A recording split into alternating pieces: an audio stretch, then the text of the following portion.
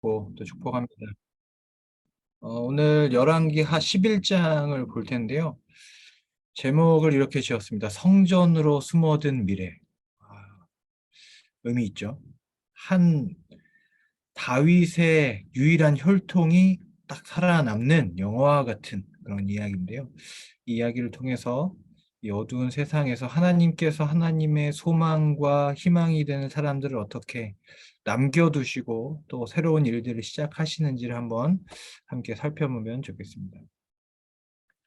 자, 한번 시대를 또 한번 되짚어 볼게요. 지금 저희가 북이스라엘과 남유다의 이야기를 보고 있는데요. 지금까지는 계속 북이스라엘을 중심으로 저희가 이야기를 읽었어요. 그래서 아합으로부터 시작되는 뭐 아합뿐만 아니죠. 사실 북이스라엘은 다 악한 왕이었다가 아합 때부터 시작되는 엘리야와 엘리사의 사역을 중심으로 저희가 열왕기하를 쭉 같이 봤단 말입니다.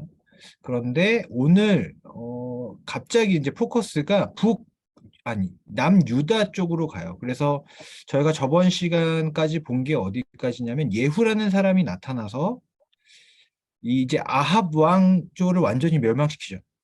완전 새로운 왕가가 이제 자리 잡았습니다. 그런데 이러면서 예후가 동시에 아하시아라고 하는 남유다의 왕도 죽였어요. 기억나시죠? 그래서 아합의 혈통도 끊어졌지만 남유다의 왕도 동시에 죽었어요. 이 예후 때문에. 그렇다면 우리가 생각할 수 있죠. 그렇다면 이 남유다는 이를 어떻게 될 건가? 갑자기 왕을 잃었거든요. 그 이야기입니다. 이 갑자기 왕을 잃은 남유다는 그럼 어떻게 되었는가? 라는 그 이야기를 오늘 살펴보겠습니다. 그래서 어떤 방식을 통해서 요아스라는 왕이 세워지게 되는 걸 한번 보시면 될 것 같습니다. 자, 이런 게 11장. 그냥 뭐 우리 모임이 그렇지만 그냥 내용 자체, 성경에서 어떤 이야기를 어떤 방식으로 하고 있는지를 한번 쭉 보시면 좋을 것 같고요. 두 번째가 이런 질문입니다. 한번 나중에 나누실 때 최근에 가장 낙담, 좌절, 실망, 근심한 일은 언제, 무엇 때문이었습니까? 그리고 어떻게 그 시기를 지나고 회복할 수 있었습니까? 사실 오늘 남유다의 상황이 이렇거든요. 다윗의 왕가가 사실 아주 담백하게 서술하고 있지만 하나님께서 약속하신 다윗 왕조의 혈통이 완전 끝나가는 그런 모두가 끝났다고 생각하는 그런 상황이었어요. 근데 그 상황 가운데 하나님이 아주 작은 소망의 씨앗, 불꽃을 남겨두는 이야기거든요. 그러니까 우리의 삶에도 그런 모든 것이 어떤 소망과 어떤 이런 것들이 다 사라지는 그런 때에 우리의 인생에도 있었다면 최근에 아주 오래전 말고 최근에 뭐 아주 작은 일이라도 그런 것들이 있었다면 무엇이었고 왜 그랬고 또 그거를 어떻게 내가 지나가고 이겨냈는지를 한번 나눠보시면 좋을 것 같습니다. 그리고 요건 이제 나중에 내용을 좀 이해하시면 유심히 더 이해가 될 텐데요. 요아스라고 하는 사람을 한번 기억하시고 새 일단 새 인물의 이름을 기억하세요. 요아스, 여호세바, 요야다. 요 사람의 이름을 기억하시고 요 질문 한번 다 읽은 다음에 다시 한번 살펴보겠습니다. 요아스, 여호세바, 요야다라는 사람이 있습니다. 아, 알겠습니다. 열왕기하 11장입니다. 오늘 내용이 길지 않기 때문에 빨리 보고 우리가 나누도록 하겠습니다.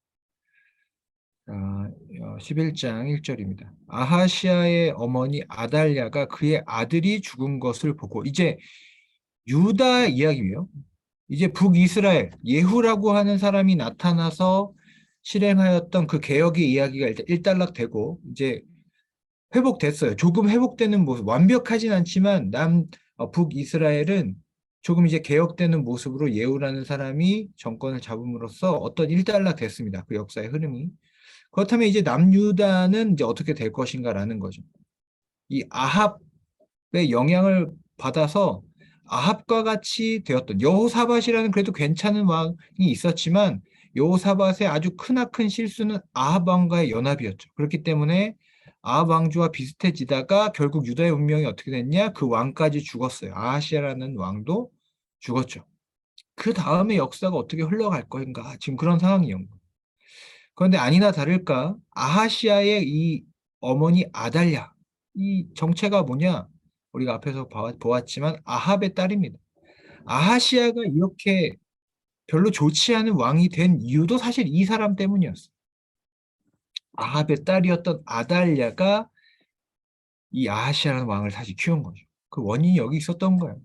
근데 가만히 있지 않습니다. 역시 이세벨의 딸, 이세벨다운 모습을, 이세벨의 후예다운 모습을 보여주죠. 그의 아들이 죽은 것을 보고 일어나 왕의 자손을 모두 멸절하였으나, 이게 아주 담백하고 간단하게 이야기했지만 이게 엄청난 얘기예요. 이게 엄청난 얘기예요. 왕의 자손을 모두 멸절하였으나. 북이스라엘에서는 계속 쿠데타가 일어나면서 이런 일들이 계속 있었거든요. 그런데 남유다에서는 처음이에요, 이런 일은.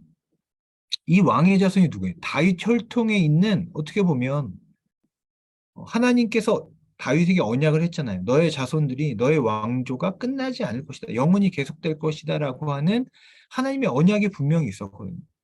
그런데 그 언약이 지금 최대의 위기를 맞이합니다. 이 아달랴 때문에.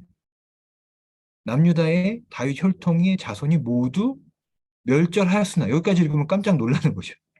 다윗의 자손들이 그럼 다 죽은 건가? 이렇게 끝이 나는 건가? 이런 생각을 할 수밖에 없는 거예요.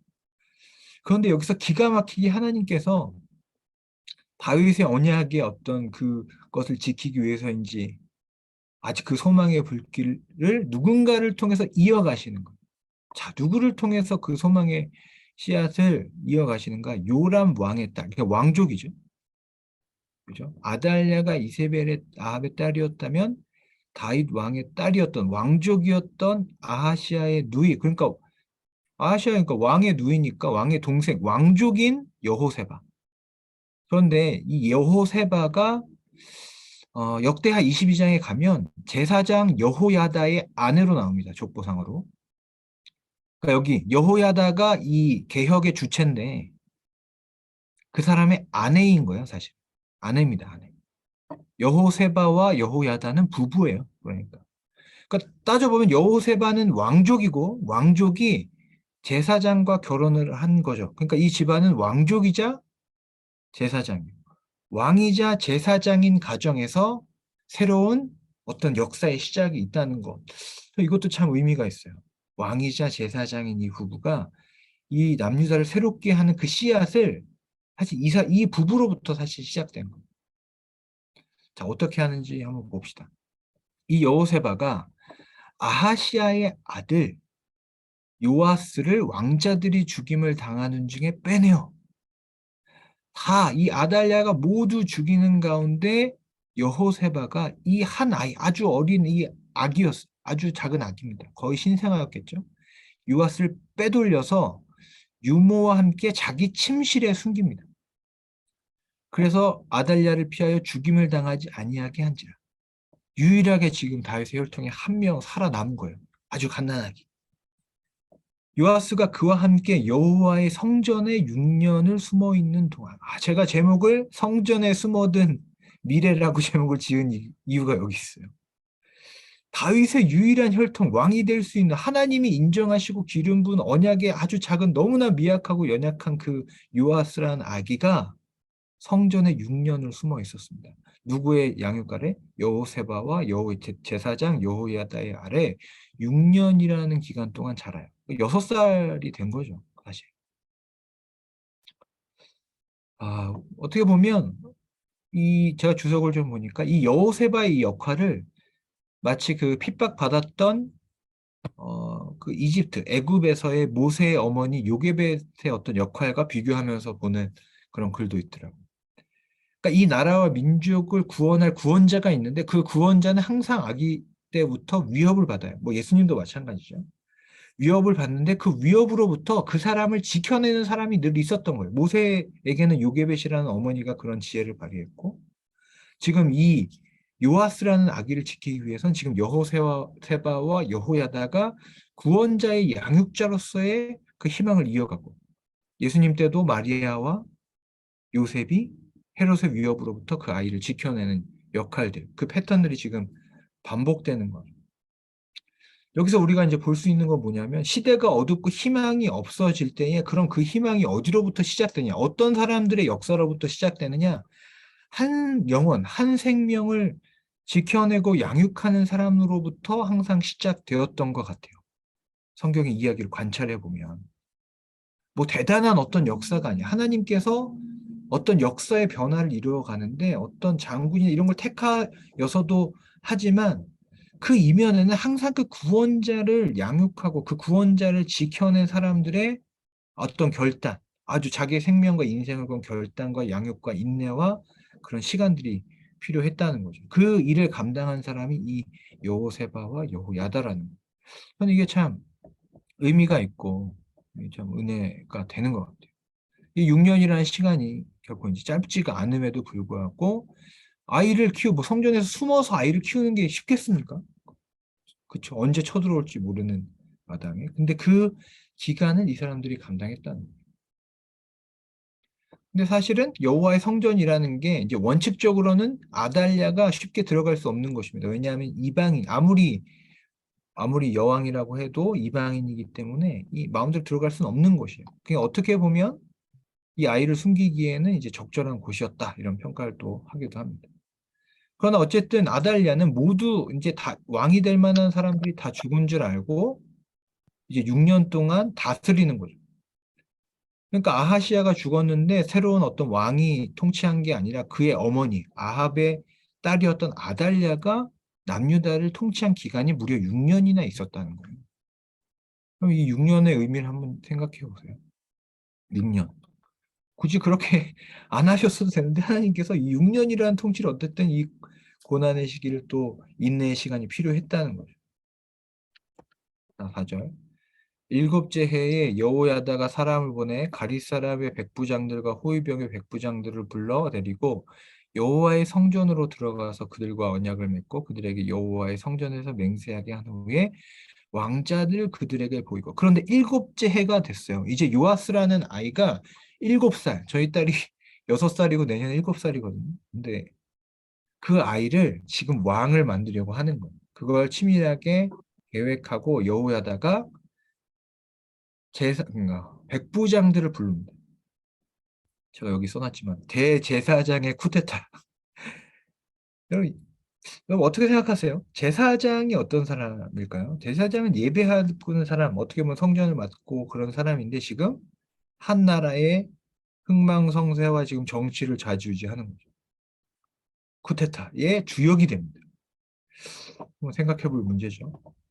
여호야다가 사람을 보내서 군인들 군인들을 다 불러서 그러니까 이 아달랴라는 이 여왕이 아마도 이 군인들에게도 아마 그런 어떤 뭐랄까요 영적인 또 정치적인 지지를 받지 못했던 것 같아요. 그러니까 이런 게 가능했겠죠. 불러서 데리고 여호와의 성전에 들어가서 그들과 언약을 맺고 그들에게 여호와의 성전에서 어, 성전이라는 것도 중요한 반복되는 어떤 중요한 단어인 것 같아요. 이 모든 어떤 개혁의 시작, 소망을 품고 있었던 것 이게 다 성전이었거든요. 제가 그래서 아까 그 세 번째 질문이 그거였어요. 우리 인생, 내 영혼의 성소, 우리 인생의 성전에 바른 어떤 요아스, 어떤 참된 희망, 참된 소망, 하나님의 언약을 우리가 지켜내고 품고 있느냐. 거기서부터 새로운 것이 사실 시작될 수 있다는 거죠. 이 11장의 이야기는 어떻게 저희 개인에게 적용한다면 그런 것 같아요. 그 시작은 사실 거기서부터다. 하나님의 거룩한 성전, 그곳에서 바르게 하나님이 약속하셨던 그 언약. 그것이 미약하지만 인내하고 지켜낼 때에 어떤 새로운 역사들이 거기서부터 시작될 수 있다는 거죠. 자, 5절. 명령하여 이르되 너희가 행할 것이 이러하니 안식일에 들어온 너희 중 3분의 1은 왕궁을 주의하여 지키고 3분의 1은 수르문에 있고 3분의 1은 호위대 뒤에 있는 문에 있어서 이와 같이 왕궁을 주의하여 지키고 그러니까 그 군인들로 하여금 왕궁이 움직이는 거에 대해서 이제 철저하게 지키라는 거예요. 그때 이 성전에서는 왕일 즉위하는 왕의 즉위식을 정식으로 이제 하는 거죠. 영적인 정당성을 가지고 혈통적인 정당성을 가진 왕으로서 요아스를 세워버리는 그 계획을 세우는 겁니다. 안식일에 딱 그 안식일에 안식일이라고 하면 이스라엘 백성들이 예배하러 나오는 그때에 그 일을 하기로 주도 면밀하게 준비하는 거예요. 너희는 각각 손에 무기를 잡고 왕을 호위하며 7살 된 왕이에요. 너희 대열을 침범하는 자는 모두 죽이고 왕이 출입할 때에 시위할지라. 철저하게 요아스를 지키라고 이 장군들에게 이야기하는 겁니다. 넘어가서 자, 백부장들이 이에 제사장 여호야다의 모든 명령대로 행하여 각기 관할하는 바 안식일에 들어오는 자와 안식일에 나가는 자들을 거느리고 제사장 여호야다에게 나오매 제사장이 여호와의 성전에 있는 다윗 왕의 창과 방패를 백부장들에게 주니. 그러니까 제사장 여호야다에게 이 백부장들이 쭉 나와왔어요. 모든 명령대로 말씀대로 안식일에. 그러니까 제사장이 여호야다가 여호와의 성전에 있는 다윗 왕의 창과 방패를 그들에게 줍니다. 이게 의미는 명확하죠.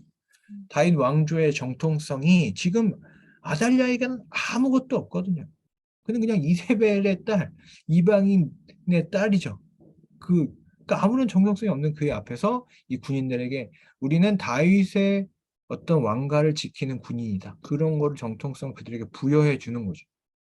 11절 호위병이 각각 손에 무기를 잡고 왕을 호위하되 성전 오른쪽에서부터 왼쪽까지 제단과 성전 곁에서 쭉 성전을 그냥 쭉 둘러서 싼 겁니다. 여호야다가 왕자를 인도하여 보세요. 7살 된 아이에게 왕관을 씌우고 근데 뭘 주는지 보세요. 율법책을 줍니다. 율법책. 7살 된 애한테 어린이 성경 아니에요. 어린이 성경 아니 이때 어린이 성경 없었어. 어린이 성경 아니고 율법 책이요. 뭐 이때는 뭐 책이 어떤 형태였는지 알 수 없지만 뭐 최초의 그런 뭐 양피지 같은 그런 거겠죠. 양피지도 아니죠. 파피루스 이런 걸 한다면 이제 뭐 갈대 이런 걸 엮어서 한 어떤 무언가를 기록한 그 책을 주고 기름을 부어 왕으로 삼습니다. 어, 이스라엘의 왕으로서 가져야 될 게 여기 다 있죠. 어떤 왕으로서의 권위, 그 다음에 하나님의 철저하게 하나님의 말씀과 언약에 근거한 통치, 그리고 하나님의 영, 하나님의 힘, 하나님의 능력을 상징하는 기름 부음 받음, 이것을 그에게 이제 전해준 거죠. 왕으로 삼음에 무리가 박수하여 왕의 만세를 부르니라. 자, 이걸 이제 가만히 두고 볼 수 없겠죠. 아달랴가 이게 무슨 소린가 해서 호위병과 백성들의 소리를 듣고 성전에 원래 들어가면 안 되지만 뭐 지금 상황이 이러니까 들어가 보니 왕이 규례대로 단 위에 섰고 7살 된 요아스가 단 위에 서 있고 장관들 나팔 지금 완전히 저쪽 지지자들이 확 눈에 보이는 거죠. 장관들 나팔수가 다 그의 곁에 서 있고 온 백성이 즐거워하여 나팔을 부는지라. 벌써 돌아서 지금 세상이 바뀐 거죠. 아달랴가 옷을 찢으며 외치되 반역이로다 반역이로다. 하매 제사장 여호야다가 군대를 거느린 백부장들에게 명령해요. 그를 대열 밖으로 몰아내라. 이 얘기는 사실 요 밑에 그러니까 죽이라가 아니라 몰아내라고 한 거예요. 그 이유는 여기 써 있어요. 여호와의 성전에서 이 이방인의 피를 흘리지 말라는 거예요. 몰아내서 그를 몰아내고 그를 따르는 자는 모두 칼로 죽이라. 일단 몰아내지만 또 이제 그를 따르기 위해서 그 성전 밖으로 가거나 그를 지지하는 자들은 그 성전 밖에서 다 죽이라고 이제 얘기하는 거죠. 제사장의 이 말은 여호와의 성전에서는 그를 죽이지 말라 함이라. 이에 그의 길을 열어주매 그가 왕궁에 말이 다니는 길로 가다가 뭐 어쩔 수 없이 나갔겠죠. 가다가 거기서 죽임을 당하였다. 정확히 어떻게 죽었는지는 기록되지 않았지만 말이 다니는 길 이게 이제 어떤 암시죠. 그 이세벨이 죽을 때도 기억나시는지 모르겠지만 말한테 그 시체들이 막 밟히잖아요. 그러니까 되게 비참한 어떻게 죽음 그런 것들을 어떻게 보면 어머니 이세벨과 같은 비극적이고 아무도 기억하지 않는 그런 죽음을 뜻하는 걸로 우리가 알 수 있겠습니다. 말이 다니는 길에서 죽임을 당합니다. 그래서 아달랴의 어떤 천하는 6년으로 끝났어요. 생각보다 오래 어떻게 보면 긴 시간이고 어떻게 보면 짧은 시간이지만 요아스라고 하는 하나님의 희망이 자라는 시간이 필요했어요. 물론 7살이 뭐, 뭐, 뭐 대단한 나이는 아니지만 제가 예전에도 뭐 그런 나눔 했던 것 같아요. 하나님의 역사에는 기다림이라는 시간이 필요한 것 같아요. 기다림이라는 시간이 하나님이 그런 걸 우리에게 요구한 때가 있는 것 같아요. 그러니까 성전에 숨어 있어야 하는 시간. 역사적으로 우리 개인의 삶이나 어떤 역사의 순간에서도 믿는 사람들이 성전에서 생존하여 있어야 하는 시간들이 필요한 것 같아요. 당장 우리가 뭘 할 수 없어도 우리가 그냥 그 소망을 품고 있는 것만으로도 하나님의 때를 기다리고 준비하는 것만으로도 의미 있는 시기가 있는 거죠. 근데 이제 하나님의 때가 이르렀을 때 그 이제 일들이 일어났다는 겁니다. 자, 여호야다의 개혁. 그러면 이제 죽었잖아요. 이제 아달랴도 죽고 드디어 어떻게 보면 남유다에서도 이제 아합의 영향력으로부터 벗어나는 시기가 드디어 이제 온 게 된 거죠. 여호야다의 개혁이 참 어떻게 보면 모범적인 개혁 중에 하나예요. 제가 볼 때는. 자, 이렇게 부각되진 않지만 상당히 모범적인 것 같아요. 저희가 배울 수 있는 것도 있고. 여호야다가 왕과 백성에게 여호와와 언약을 맺어. 저는 이게 아주 중요한 오늘의 포인트 중에 하나인 것 같아요. 어떤 개혁, 어떤 이제 왕이나 개혁가들이 개혁을 할 때 개혁의 어떤 중심이 그냥 제거하고 죽이고 없애고 부수는 거에 그치는 경우가 많이 있거든요. 음, 그리고 그게 보통 먼저 그걸 해요. 왕이 죽으면 자기가 제거할 대상이 죽으면 그거에 관련된 걸 다 없애는 걸 먼저 합니다. 보통은. 그들이 섬겼던 왕, 그들이 섬겼던 어떤 제단, 그 제사장들을 죽이고 비우고 없애고 제거하고 숙청하는 것에 보통 이제 그게 선행되는데 여호야다는 제사장이잖아요. 그러다 보니까 그 접근법이 달라. 그런 걸 없애기 전에 무엇을 먼저 했냐면 왕과 백성으로 하여금 지금 7살 된 요아스와 모여든 백성에게 무엇을 요구하냐면 여호와와 언약을 다시 맺는 것을 요구합니다. 하나님과 언약하는 거예요. 뭐 어떤 언약이겠어? 이제 여호와만 섬기겠다. 우리가 이제 돌아서서 이세벨의 영향, 이 아달랴의 영향으로 6년 동안 통치했으니 뭐 뻔하죠. 바알과 아세라의 그런 어떤 우상 숭배로부터 만연했던 것으로부터 그들과 약속, 언약, 요 하나님과의 언약, 하나님과의 약속을 그들에게 상기시켜서 표현이 이래요. 여호와와 언약을 맺었다. 왕과 백성에게 여호와와 언약과 약속을 하도록 그들과 하나님을 접붙임한 거예요, 사실은. 언약의 하나님, 언약을 지키신 하나님 앞에 우리가 다시는 하나님 앞에 배신하지 않고 하나님 섬기겠다는 그 언약을 상기시키고 그 앞에 다시 그들을 데리고 온 겁니다. 그래서 여호와의 백성이 되게 하고 제가 여기 밑줄을 못 찾지만 언약 앞으로 돌아오게 함으로써 이 백성들을 여호와의 백성이 되게 했어요. 저는 이게 핵심인 것 같아요. 무엇을 없앤다고 되는 게 아니야. 나의 삶에 무언가 하나님과의 나 사이를 방해하고 내 삶을 엉망으로 했던 것들이 제거되는 게 중요하죠. 그러나 제거된다고 끝난 게 아니에요. 제거되면 그 빈자리 그를 무엇이 채울 거냐는 거죠. 내가 만약 세상의 어떤 가치대로 기준대로 살아가다가 이게 아니구나 깨닫고 이게 아니야라고 그거를 이제 버렸어요. 그럼 문제는 뭐냐면 무엇으로 채울 거냐는 그 다음에는 어떤 가치를 위해서 살 거냐. 그거에 채워지지 않으면 그냥 관성대로 똑같이 돌아갈 수 있는 거죠. 그러니까 나의 정체성과 나의 가치관과 나의 방향이 바뀌지 않으면 채워지지 않은 비웠다고 해서 그것이 참된 개혁이냐? 그렇지 않을 수 있다는 거예요.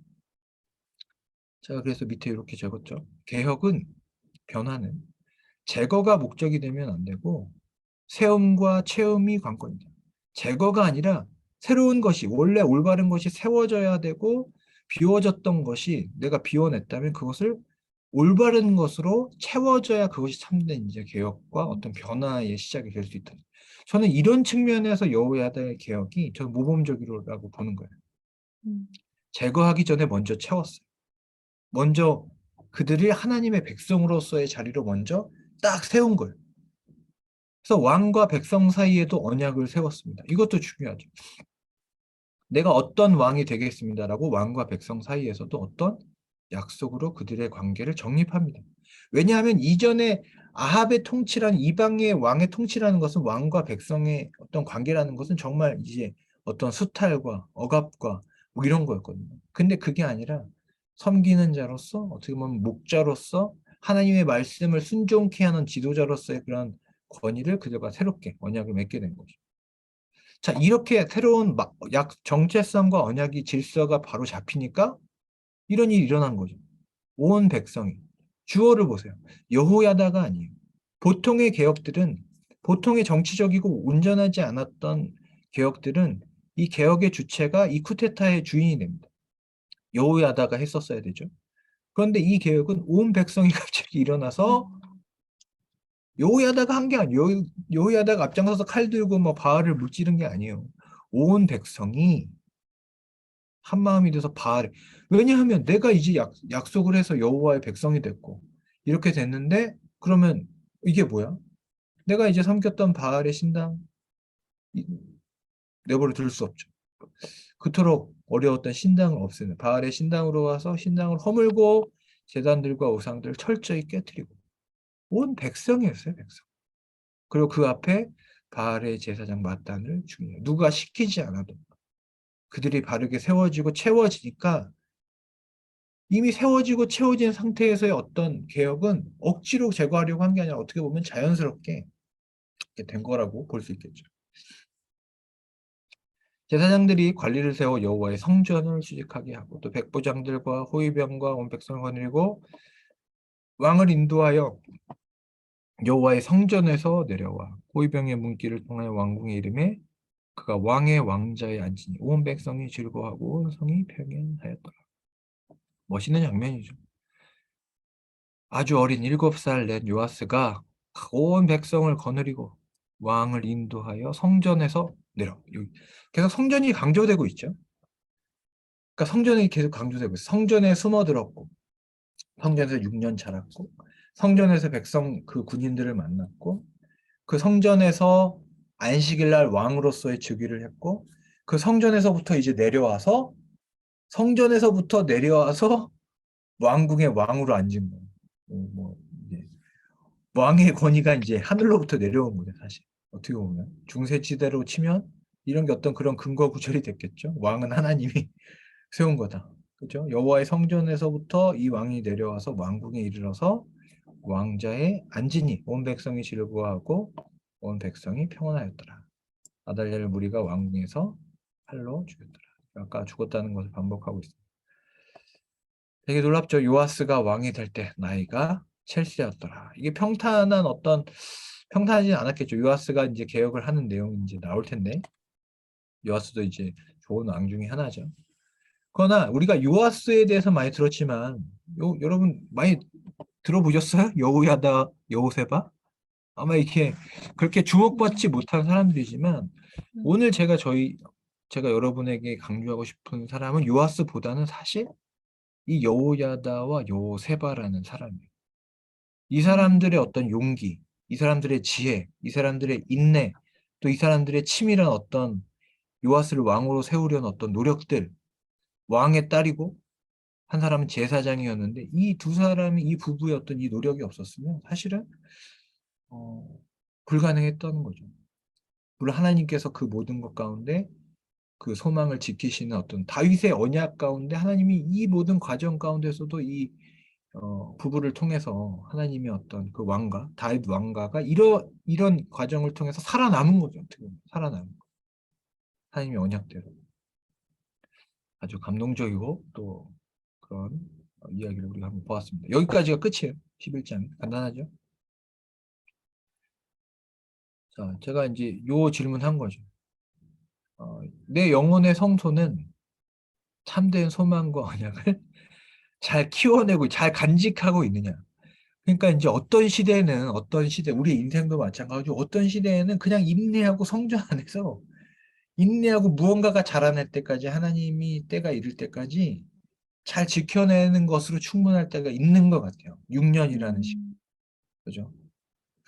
우리가 당장 어떤 것을 왜 지금이 아니지라고 생각하지만 당장 요아스 갓난아기지만 요아스는 그때에도 왕이 될 자격이 있었어요. 그러나 그때가 아니라 6년이라는 시간이 성전에서 요아스라는 왕이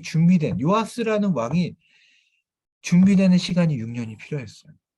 뭐 7년이 완전하다는 게 아니지만 그리고 이 사람들도 어떤 왕권을 세우기 위한 준비가 필요했던 거죠. 6년이라는 시간. 우리의 삶도 마찬가지고 어떻게 보면 이 민족과 시대에도 그런 준비의 시간이 요아스의 6년이 필요하지 않나라는 생각이 들고 또 이제 이런 고민이죠. 여호세바와 여호야다.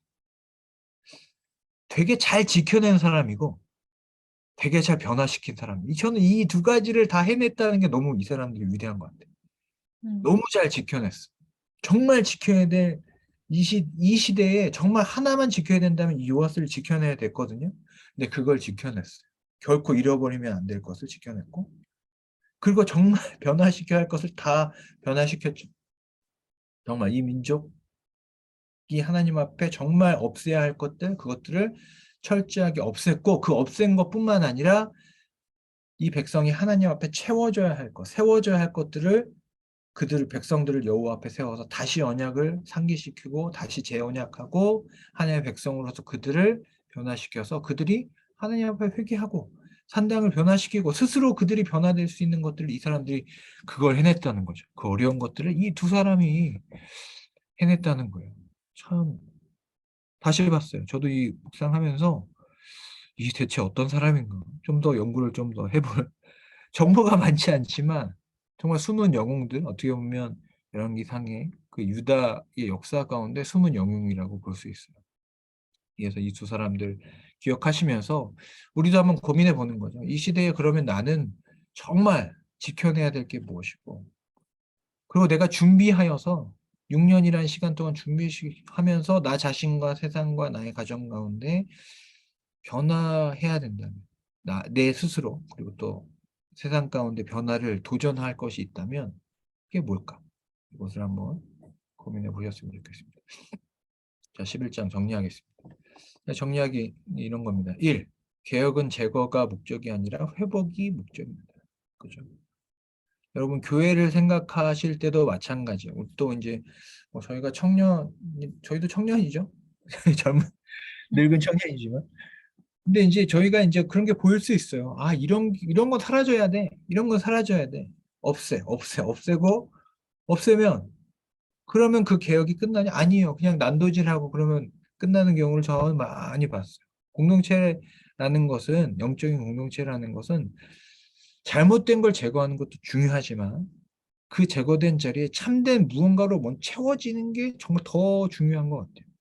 없어지면 그냥 생체계로 끝나지만 누군가는 피를 보거든요. 누군가는 죽음을 당하거든요. 그러니까 상처가 있어요. 어쨌든 그 공동체는. 근데 그것을 무언가로 새로운 것으로 회복하고 정체성이 바뀌고 목적이 바뀌고 그런 어떤 정당성이 생겨야 된다는 거죠. 우리 개인도 공동체도 마찬가지입니다. 잘못된 것이 만약 있었다면 그걸 비워내는 것이 중요합니다. 그러나 비워졌다면 그것을 무엇을 채울 것인가? 이런 질문이 항상 같이 가야 된다는 겁니다. 자, 죽음의 시대에 한 영혼을 살리는 자가 구원의 불씨가 된다. 다윗의 혈통의 유일한 남은 자 요아스를 살려낸 요세바, 요야다가 그런 역할을 한 거죠. 어떻게 보면 대단한 일이지만 어떻게 보면은 대단한 건 아니에요. 그냥 육아했어요. 제가 나중에 이 육아하는 부부들에게 이 부부를 소개하고 싶어. 우리 김하영 전도사님께도 요 얘기를 해주고 싶어. 육아했어요. 6년 육아해서 세상을 바꾼 거야. 어떻게 보면. 성전에서 김하영 전도사님이 딱이죠. 성전에서 지금 이 영락교회 이 성전에서 지금 육아하고 있죠. 여호세와 여호도처럼 육아했는데 내가 키운 그 사람이 세상을 바꿀 그 한 사람이 된 거죠. 그런 가정이 된 거죠. 네, 전사님 화이팅입니다. 네, 뭐 대단한 일이지만 또 대단한 일이 아닐 수 있어요. 그냥 내가 해야 할 일, 살려야 할 일, 나의 책임이 된 그 일을 성전에서 지켜냈고 그 사람이 하나님 앞에서 잘 설 수 있도록 도와준 거예요. 하나님의 거룩한 제사장이 될 수 있도록 그를 세워준 것, 그게 세상을 바꿨어요. 또 여기 그 사람들에게 배울 수 있는 거 3번. 예배자의 열망은 성전 안에서 멈출 수 없다. 제가 썼지만 정말 이거 뭐 책 제목을 써도 될 것 같습니다. 책 제목으로 해도 될 것 같아요. 그죠? 이 사람들의 열망이 그냥 키워내고 그냥 내가 한 가정에서 그렇게 멈출 수도 있었어요. 그러나 그들은 시대적인 그들의 사명을 알았어요. 왜냐하면 이 아이가 그냥 아이가 아니거든요. 이 거룩함의 양육을 받은 이 사람은 성전 안에서 그냥 제사장으로 끝날 사람이 아니라 이 아이는 성전이 아니라 성전 밖에서 하나님의 통치를 보여줄 아이인 거예요. 그러니까 성전 안에서 그 아이를 말씀으로 잘 가르쳤고 말씀으로 또 성전 밖에서 이 아이가 활동할 수 있도록 제사장이었지만 군인들을 만나요. 어떻게 보면 그것도 거룩한 그런 군인들이 아니라 지금 아달랴라고 하는 이방 왕, 어떻게 이방인을 섬기는 왕을 끌어들여 성전에서 만나서 그들과 함께 어떤 계획을 도모합니다. 어떻게 보면 이 교인들이 볼 때는 목사님이 지금 저런 거 해도 되나? 지금 뭐 정당의 정치인들 이뭐 만나서 뭐 이래도 되나? 라고 생각, 어떤 뭐 좀 맥락은 다르지만 그런 걸 수 있어. 목사님이 저런 것까지 할 필요가 있나? 그런데 이 시대에서는 이게 필요했던 거. 음, 해야만 했죠. 요아스를 성전 밖으로 내보내기 위한 준비를 실제적으로 이 예배자의 열망이 성전 안뿐이 아니라 성전 밖으로 뻗어나가서 이 아이의 통치, 여호와의 통치가 이 아이를 통해서, 왜냐하면 다윗 왕의 혈통이기 때문에 이 아이를 통해서 성전 밖으로 가야 된다고 이들은 확신했고 믿었고 그 언약을 지키기 위해서 최선을 다합니다. 모든 할 수 있는 걸 다 한 겁니다. 자, 또 이 사람들에게 배울 수 있는 게 뭐냐? 여호세바와 여호야다. 성전에서 6년을 기다리는 어떤 인내와 소망. 성전이라는 공간. 소망, 어떤 시작, 개혁. 다른 곳이 아니라 하나님의 어떤 약속의 터전으로서의 성전. 하나님이 구별하신 땅으로부터 구별하신 약속의 어떤 아이로부터 시작되었다. 라는 것을 여러분 기억하시면 좋겠습니다. 여러분의 삶, 여러분의 인생, 또 여러분의 어떤 일상 가운데 새로운 변화를 원하신다면 저는 그것으로부터 시작하면 좋을 것 같아요. 하나님이 구별하신 어떤 장소, 하나님이 구별하신 내 영혼, 우리 영적으로 보면 우리 안에 있는 하나님이 구별하신 내 안에 아주 가장 깊은 곳, 거기서 품고 있는 것부터 이 요아스가 아닌 다른 걸 내가 혹시 6년을 키우고 있지는 않은가? 그거 안 돼요. 지금 요아스 빨리 아니면 빨리 내쫓고, 그게 아니라 지금 하나님이 내 안에 품어야 되고 내가 지켜내야 되고 내가 길러내야 될 그것을 내가 품고 인내하고 소망을 가지고 준비하면 하나님이 그것을 통해서 새로운 역사를 하지 않을까, 그런 생각이 듭니다. 자, 여기까지 제가 준비한 거 마쳤고요. 제가 기도하고 마치겠습니다. 하나님, 오늘 말씀을 통해서 어두운 세상 가운데 모든 소망이 사라진 것 같은 그런 죽음의 시대 가운데서도 자신의 사명을 깨닫고 알고 인내하고 양육하고 기르고 주의 말씀을 붙들고 또 성전 밖으로 성전 안으로 분투하며 평생을 헌신하며 하나님의 일을 감당하였던 한 부부의 이야기를 듣게 됩니다. 하나님, 이들의 모습 가운데 하나님, 우리가 이 시대에 또 나의 삶 가운데 더욱 확실하게 붙들어야 하고 지켜야 할 것이 무엇인지, 또 과감하게 내가 도전하며 또 변화시키고 개혁하고 또 제거하고 또 새로운 것으로 채워야 할 것이 무엇인지를 분별하고 또 그것을 실행할 수 있는 용기를 우리에게 허락하여 주시옵소서. 주의 말씀을 의지합니다. 하나님, 주의 말씀이 아닌 것들 하나님 제하여 주시고, 이 자리에 함께한 우리 귀한 우리 청소년 우리 회원들 하나님 말씀으로 축복하여 주시고 인도하여 주시고, 하나님 의지하는 청년들의 삶과 걸어갈 믿음의 여정 가운데 삶 가운데 지금 함께 하시고 인도하여 주시옵소서. 이후에 하나님 우리의 있을 모든 나눔과 대화 가운데서도 하나님 동행하시고 함께하여 주시옵소서. 예수 그리스도의 이름으로 기도드립니다. 아멘. 음. 자, 감사합니다. 우리 재진자매님 오셨고 재진형제 오셨고